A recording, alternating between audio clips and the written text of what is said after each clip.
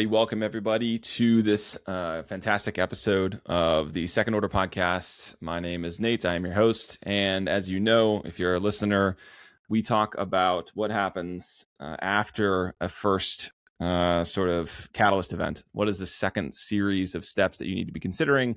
And that is what our show focuses on. So a good quote that I like to start off with every episode to kind of stir up the thinking. This one is one that I enjoy. Is a good science fiction story should be able to predict not the automobile, but the traffic jam. So that kind of gives the sentiment behind second order thinking and the impact of what happens after the initial catalyst event. So as all my product people or all of the entrepreneurs out there, what happens after you build it? What happens after you get the first sale? And in today's episode, we talked to Dr. Charlap, who is the founder of a platform, a health platform called Medome, which is really focused on preventative medicine. And the discussion today is you can tell he has a lot of passion in this area, but you can also tell that he's an entrepreneur. So you can almost kind of see this duality of he built something that is very sophisticated, that's very close to home, very close to his heart, but he also has invested quite a lot in it, time, energy, money.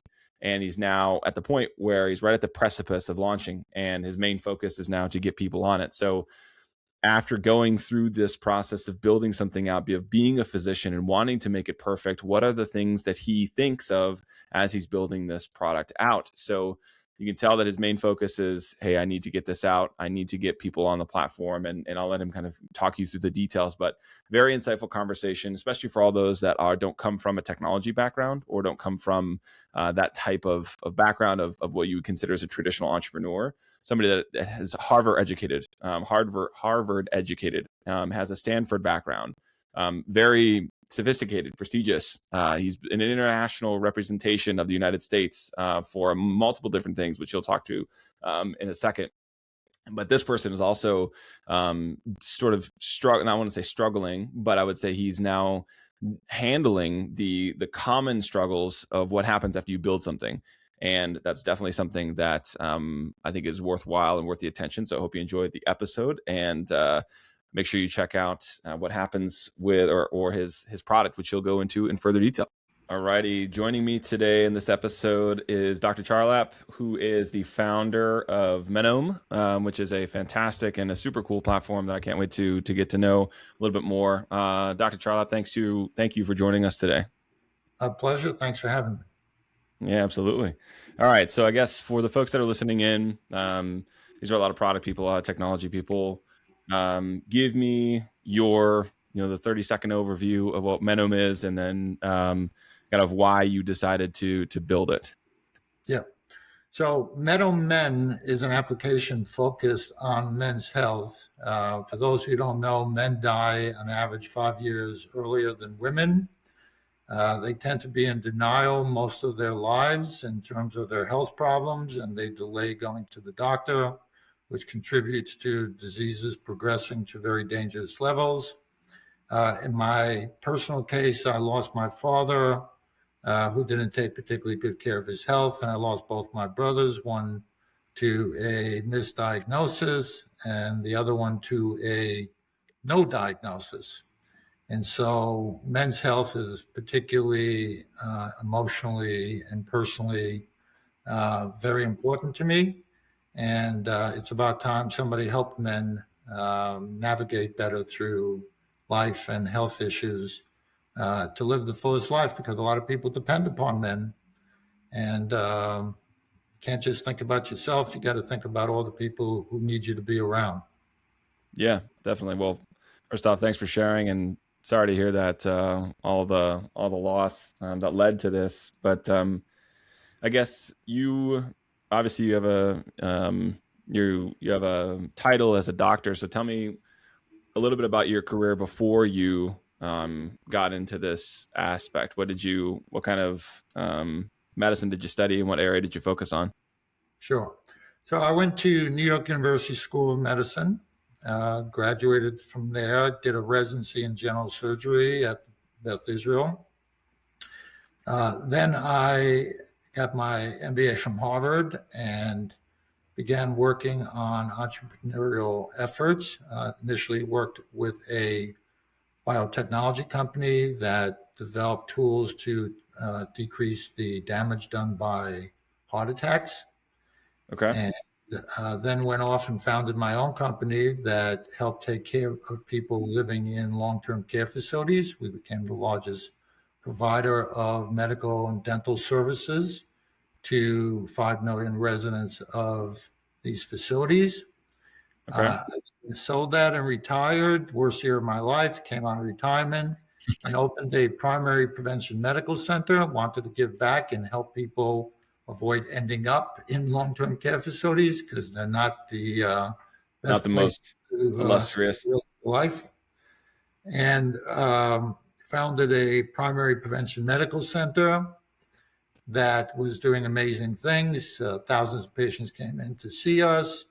And then, unfortunately, my older brother got some bad diagnoses and lost his life within a year. I spent the last 6 months being one of his caregivers and caretakers, and I saw firsthand how he suffered and deteriorated, and it had a very powerful effect on my life.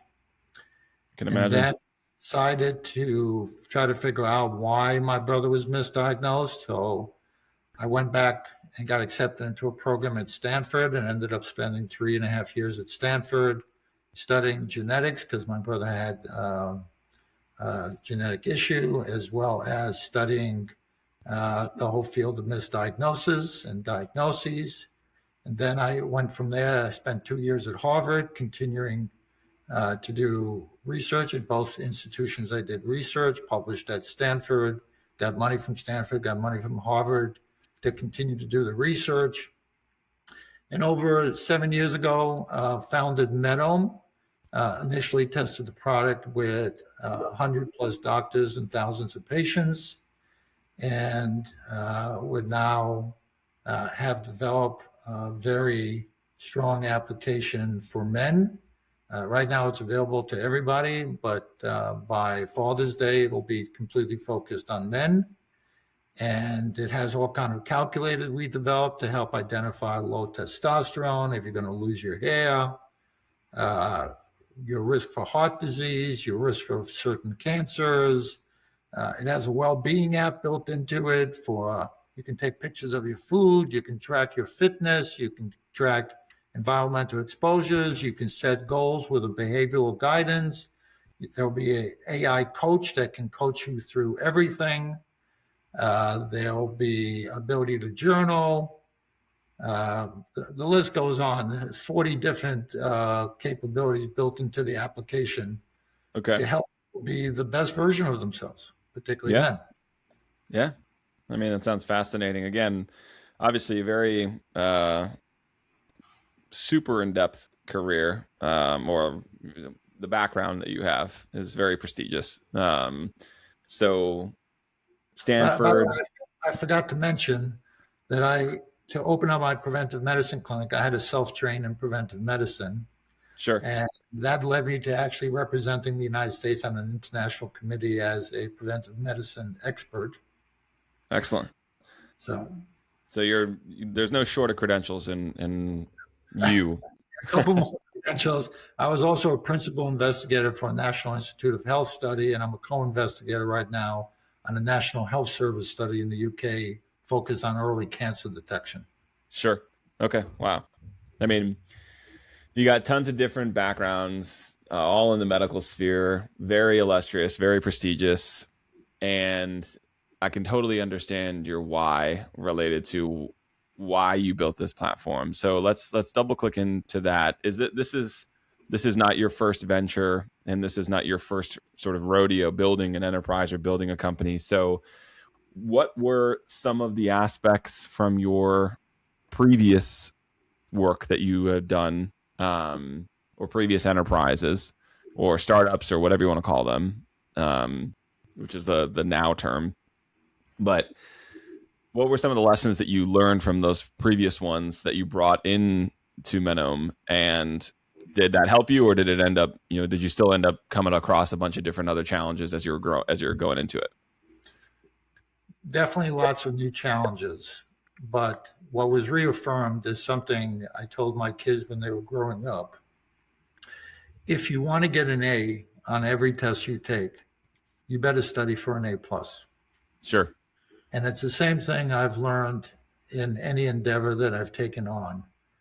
I personally don't know how to succeed without a great deal of personal sacrifice, almost to the level of being consumed, obsessed Sure. with trying to solve the problem that people need solved, whatever the problem is, and doing it in a trustworthy, ethical, high credibility way so that people can Okay. really rely upon it. I don't know any shortcuts. That's what Yeah. I've done, everything that I've done. Every time you think you've given it your all, you got to reach a little bit deeper and find some more. And I like to say, fall down 479 times, get up 480, because things never go as you expect. There's always going to be things that set you back.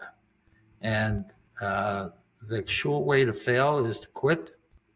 And there's no guarantees of success if you keep going, but it does increase the likelihood. Sure. So tell me, I want to double click into that behavior a little bit. Tell me, what does it look like for you when you said borderline obsession? Like obsession? What is that on a weekday, on a weeknight, on a weekend? What does that look like? It looks like 7 days a week, 12, 13 hours a day. Okay. Are you a morning person? Do you start your morning early, or do you get up, normal time? No, I've started, I used to wake up at, 8, 9. Now I'm getting up at like 6:30 and I'm just plugging away until 7, 8 at night, sometimes even longer. Fortunately, my son got me a trainer, and at least 3 times a week, I take a break for an hour and I go work out. But otherwise, I was just sitting in this chair, not taking particularly good care of myself, working away because, again, I constantly find ways to do whatever I'm doing better. And I Mm-hmm. think people deserve the best. For me, it's not about making money. I haven't had a paycheck in 18 years. And I've invested a lot of my own money in this. It's really about saving lives in memory of my family. Sure. Yep. No, I it's very admirable. And it's also, as a physician, you said your son kind of gave you that, like you have a trainer where every few days you go out and work out, but did you do a mental balance in your head of saying, I'm going to continue to go after this because it's for the greater good, instead of taking care of myself? Or did you always have the voice in the back of your head saying, hey, I should I should go out and exercise? What did that like mental debate look like? Look, having run a preventive medicine clinic, I'm well aware of the consequences of not taking care of yourself. Sure. I saw, I saw over 1,000 patients who were not taking particularly good care of themselves and needed greater guidance, motivation, self motivation most of the time, and a lot of support from the nutritional, psychological, physical perspective. Mm-hmm. I simply became consumed and said, look, misdiagnosis kills almost 400,000 people a year. It permanently disables another 400,000, and it makes clearly a couple of million people for sure miserable, even though it Yep. doesn't kill permanently disabled. There's 5 to 7 million people walking around without a diagnosis on what are called diagnostic odysseys. The National Academy of Medicine predicts that everyone in the United States is going to be misdiagnosed. It cost us about 25% or more of our out-of-pocket healthcare costs go to cover the cost of medical errors and misdiagnosis. So it's horrible. Yes. And and literally nobody seems to care about it because there's no money in preventing misdiagnosis. And you'll say, well, what about malpractice? Well, you don't get sued by a doctor, and most doctors win 85% of their malpractice suits unless you did something obviously wrong. But to Yeah. get the right diagnosis 100% of the time, it's not about not doing something wrong. It's about doing a lot more. It's about spending more time with the patient. It's about considering more diagnoses. It's about getting a better history 54% of misdiagnoses are due to incomplete histories. So you don't get sued because you didn't spend an hour with a patient, right? It's understood that you're going to spend 15, 20 minutes with a patient and you're going to take what you consider an adequate history. And so nobody cares. In fact, you could argue that there's a financial incentive not to prevent disease from developing in the first place, or catching it earlier, or even getting it the first time. Sure. Okay, because that's how doctors don't get paid to do those things. They get paid to treat the problem in front of them. Sure. So there's a systemic problem in play, as well as the just the fact that misdiagnoses happen all the time. There's a system that supports it, right? Yeah, in fact, you can argue the sicker you get, the more money the healthcare system makes. Yeah. Yeah. That's the unfortunate truth of the matter. So tell me, your product is for the consumer, right? So males using it, Employers. and consumers and employers is what you said? Yeah, we have a men's, women's product for employers, but the Okay. direct-to-consumer product is focusing now on men. Okay. And the ideal sort of customer journey, if you will, is that user will use your app, use your product, as a mechanism to inform the physician, or as a mechanism to provide well-rounded health, or what's the ideal path you see users using the tool? Look, you don't always need a physician, okay, when Sure. you're sick. I mean, there's things that will go away on their own. But knowing which they are and knowing when you have to go to a physician is a guessing game for virtually everybody in the United States. So they go to Google, they go to ChatGPT, they go to Claude, they go to some of the other LLMs. Some of them are foolish enough to go out and get these expensive blood tests or go get their own MRIs. I say foolish because looking for trouble usually ends up finding it. And so understanding their bodies in a ultimate degree and being able to pick up signals before they become symptoms means that they can stop major diseases like cancer and heart disease potentially starting, Mm-hmm. or in the case of signals, in the very earliest stages, where treating it at that point is much less invasive, much less painful, much less expensive, and more effective. So people don't know what they don't know. And men in particular, as I said, tend to deflect, tend to defer, tend to delay. And that results in really horrible things like getting diagnosed with a stage 3 or 4 cancer in the emergency room because you waited too long. Sure. Okay. So there's a lot of medical sort of nuance and how patients can, or how people can, there's a clear disconnect between how folks operate today and the gaps that are in the current system. I want to shift gears slightly to talk a little bit about how you have been, your process as you've built this out. So you've built out this MVP, more than an MVP. You got 40 different pieces of functionality on it. Would you say was the biggest challenge for you before where you are today? What was the thing that was keeping you up at night? When you're going through it, before you had the MVP out, or before you had the product out the door? Well, look, I think of myself first as a physician and second as a business entrepreneurial person. And so as a physician, the first rule of medicine is first, do no harm. Mm-hmm. And so it is very easy to make mistakes as a human. And even as a human building technology that's supposed to be perfect, you have to try to think of everything. And that's what always kept me up at night, trying to think of everything. Yeah. And using AI models to help me fill the gaps of what I couldn't think of on my own, and having conversations with lots of doctors to try to identify other gaps that could exist. Yep.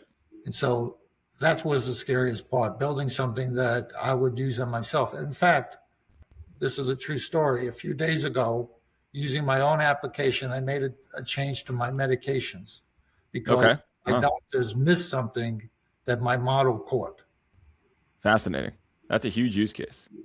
Yeah, it may very well have stopped me from bleeding out. I was on too much anticoagulation, and everybody focused on two drugs, but they ignored that there was a third drug I was taking that also interferes with anticoagulation. And that pushed me to eliminate one of the drugs, which some doctor didn't think I need. The LLM model said I definitely didn't need, but three other doctors said I do need. Sure. So there was already conflict there, and this helped me resolve the conflict in my own mind. Interesting. Fascinating. I mean, that's a huge use case for many, many people. Okay. So now you have your product sort of out the door. You have some users. What are your main focuses now over the next, the rest of this year? What does 2026 look like for you? What's your priorities? I want every man on the planet to use this application. Okay. And the key thing is how to tell the world that it exists. Yeah. So we're also trying to raise money because we're ready to scale it to literally millions and millions of men, if not hundreds of millions of men. Yeah. So the key focus is just getting to scale as quickly as possible. That's your key focus now for the rest of this year. Yes. Nice. Okay. And as it relates to you have quite a large team kind of supporting this effort, right? From our initial conversation, right? Some people. Yeah, 47 people. That's quite a large amount of people. So there's definitely a lot of support behind it. For those that are listening to this, maybe they're not watching on the YouTube channel, but for those of us listening to this, what's the easiest way for them to get access or share this to the people in their network? Just go to the App Store and download it and share it? No, it's right now. It's a web-based app. It's Yeah. Medome, Medome, me do me, Medome Me do me. Easy. AI. Okay. Very good.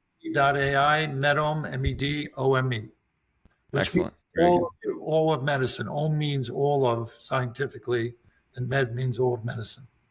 Great.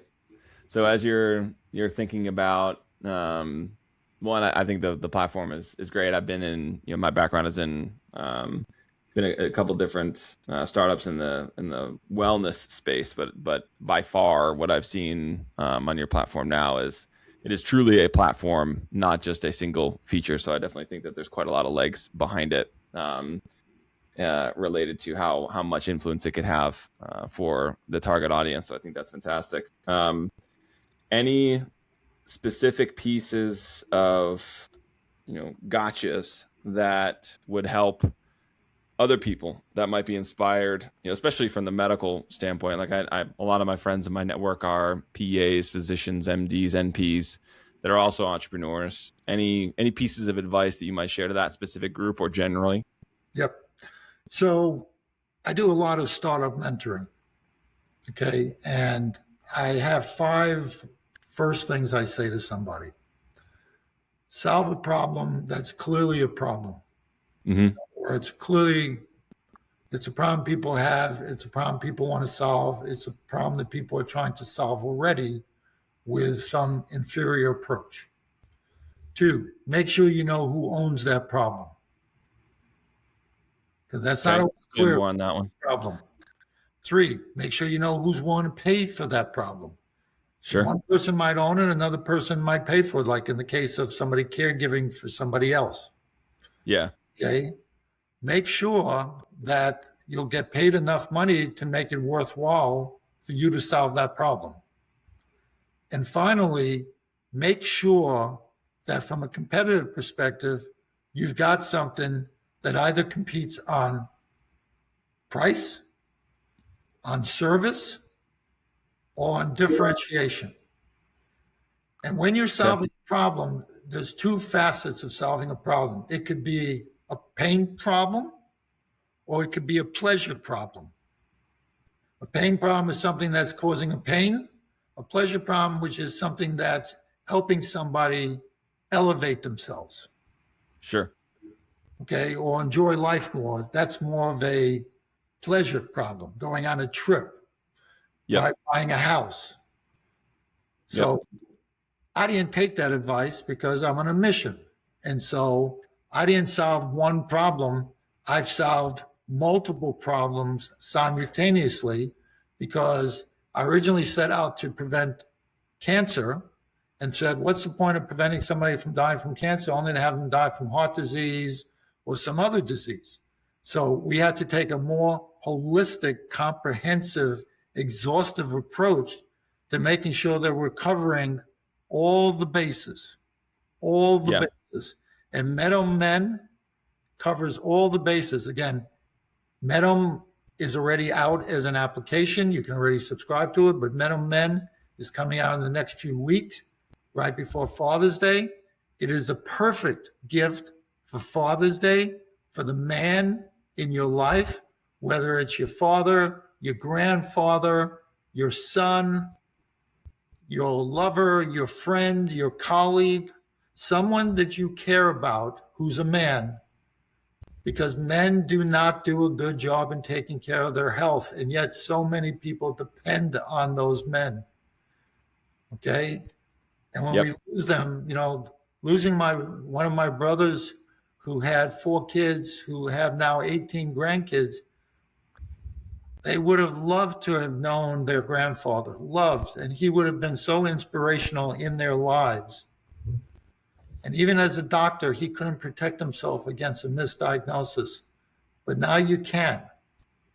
There's no excuse. Man.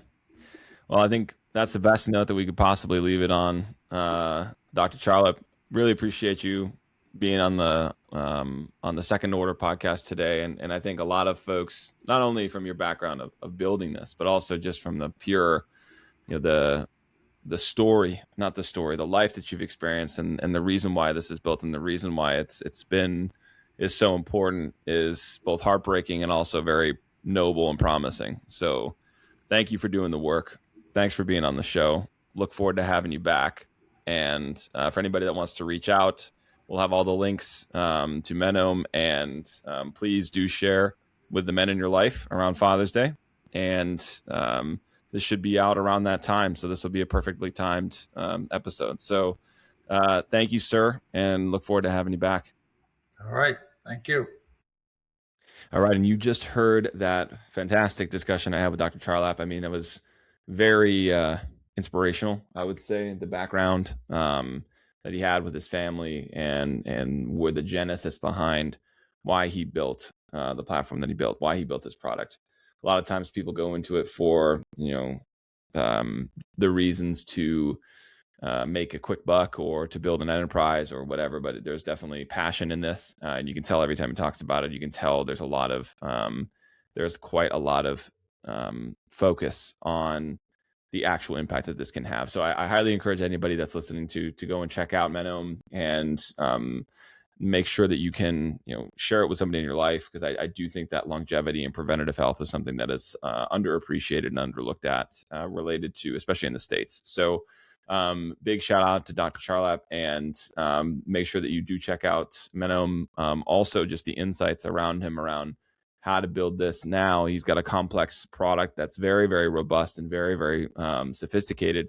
How do you take that to market? And what are how can you generate enough traffic to get it on? So he's kind of in that position. So it would be a very exciting journey to kind of watch this as it continues to go along and understand how this will continue to evolve over time and what pivots might necessarily be or might be necessary to make. So again, thanks to Dr. Charlap for joining, and thank you for listening to the Second Order podcast. The podcasts do help bolster the thinking after something has taken place. What's the next step? You built a product, you've built a team, you've sold something. What's the next step? So thanks for taking a listen. I'm Nate, as your host, and I look forward to seeing you on the other side.